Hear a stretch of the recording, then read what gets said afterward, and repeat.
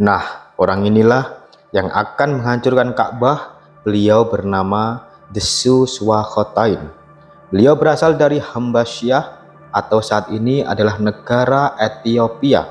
Artinya, orang ini adalah orang bangsa kulit hitam yang memiliki fisik berbadan kecil atau kurus. Di video kemarin kita membahas tentang kisah asal-usul dari Ka'bah dan siapa yang pertama membangunnya. Hari ini di video kali ini yang akan kita bahas masih berkaitan dengan Ka'bah, tempat di mana kaum muslimin mengarahkan sajadahnya di satu titik yang sama untuk melaksanakan perintah Allah Subhanahu wa Ta'ala. Namun hari ini kita akan membahas mengenai peristiwa hancurnya Ka'bah di akhir zaman. Bagaimana pertemuan, pastilah di sana ada perpisahan. Bagaimana manusia hidup, pastilah akan merasakan mati pada waktunya. Begitu juga dengan Ka'bah. Sebagaimana ia dibangun, pasti akhirnya akan dihancurkan juga. Di hari menjelang kiamat nanti dan di hari menjelang tiupan sangkakala pertama dibunyikan, ada seseorang yang akan menghancurkan Ka'bah, dan sejak saat itu Ka'bah tidak akan pernah lagi diperbaiki selamanya. Nabi Shallallahu Alaihi Wasallam berkata, kiamat tidak akan terjadi kecuali pada manusia yang buruk dan jahat. Kita akan berkisah di waktu dunia menjelang hari kiamat. Di dalam hadis riwayat Bukhari dan Muslim, ada kisah tentang Nabi Isa yang berperang melawan Dajjal dan juga melewati peristiwa keluarnya Ya'juj dan Ma'juj. Dan ketika itu seluruh umat manusia menjadi muslim serta berkelakuan baik, tidak ada kejahatan, semuanya aman, semuanya hidup damai di bawah kepimpinan Nabi Allah Isa alaihissalam. Namun di suatu hari Allah takdirkan Nabi Isa wafat, maka mulailah perlahan-lahan bumi ini kacau kembali, dan orang-orang ketika itu mulai kembali berbuat kerusakan. Dan banyak pula yang mendustakan Allah Subhanahu wa Ta'ala, hingga pada akhirnya semakin hari semakin rusak keadaan dunia ini dan semakin dipenuhi oleh orang-orang munafik. Allah Subhanahu wa Ta'ala menurunkan tanda-tanda kiamat selanjutnya, yaitu munculnya hewan bernama Dabbah. Hewan ini, teman-temanku sekalian, muncul dari dalam perut bumi dan bisa berbicara layaknya seorang manusia dan memiliki bentuk yang sangat aneh.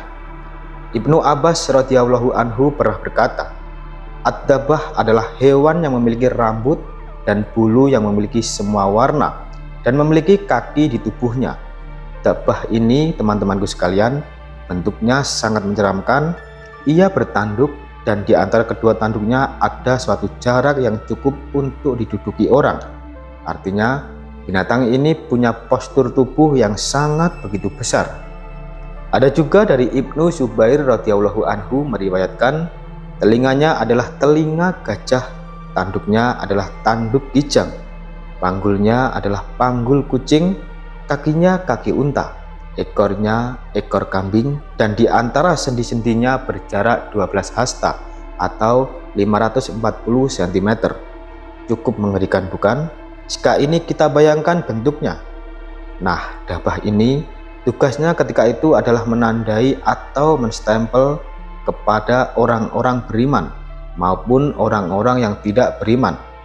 Jadi jika kita hidup di zaman itu, kita bisa langsung tahu dengan hanya melihat saja bahwa orang itu kafir atau tidaknya.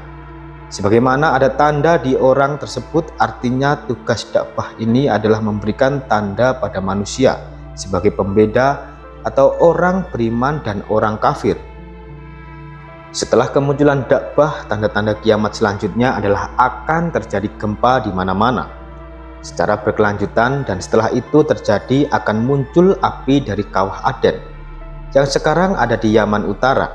Setelah itu, tanda-tanda kiamat selanjutnya adalah matahari terbit dari arah barat. Namun sebelum terjadi terbit matahari dari arah barat, Allah Subhanahu wa Ta'ala akan meniupkan angin yang sangat lembut yang melewati setiap ketiak-ketiak setiap manusia. dan angin itu akan mematikan seluruh manusia kecuali Allah sisakan hanya manusia-manusia terburuk saja yang hidup dan ada di atas bumi ini. Jadi ketika setelah peristiwa angin itu di bumi ini hanya ada orang-orang munafik saja.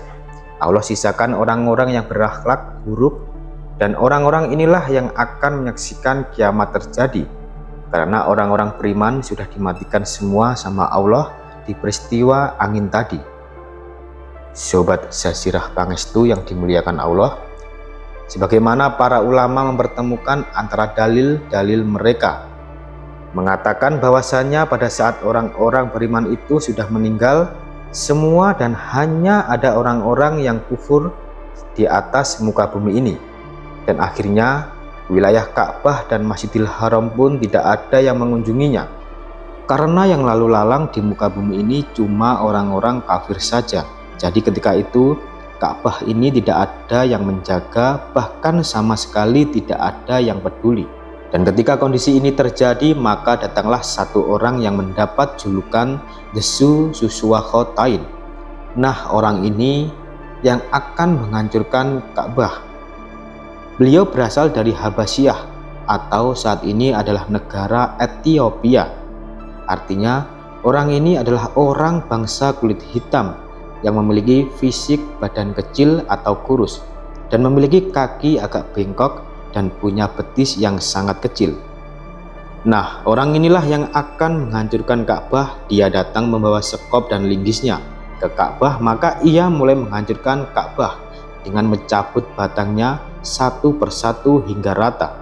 Dan ada sebagian para ulama juga mengatakan kenapa alasannya beliau ini menghancurkan Ka'bah, karena ketika itu tersebar rumor bahwa kalau di bawah Ka'bah itu ada harta yang tersimpan.